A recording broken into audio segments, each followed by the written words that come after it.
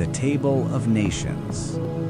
After the great waters receded, and the ark rested on the mountains of Ararat, the world began again from three: Shem, Ham, and Japheth, the sons of Noah.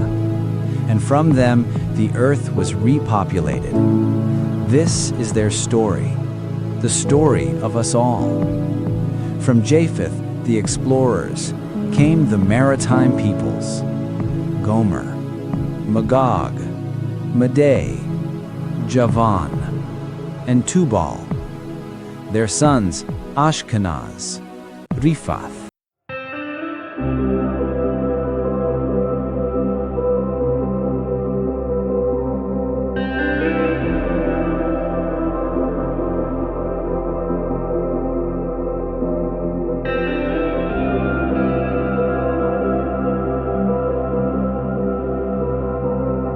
Rose the kingdoms of the south: Cush, Egypt, Put, and Canaan. From the line of Cush came Seba, Havilah, Sabta, Rama, and Subteca.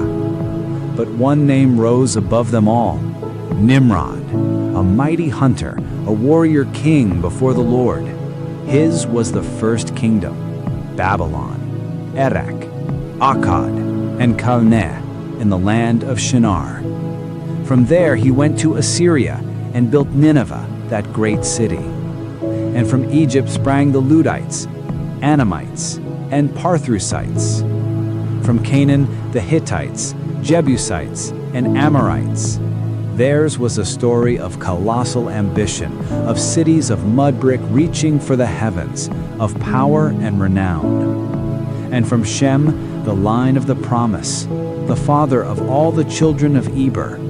His sons were Elam, Ashur, Arphaxad, Lud, and Aram. From Arphaxad came the line of Shelah and Eber, and to Eber 2 sons were born: Peleg, for in his days the earth was divided, and Yoktan.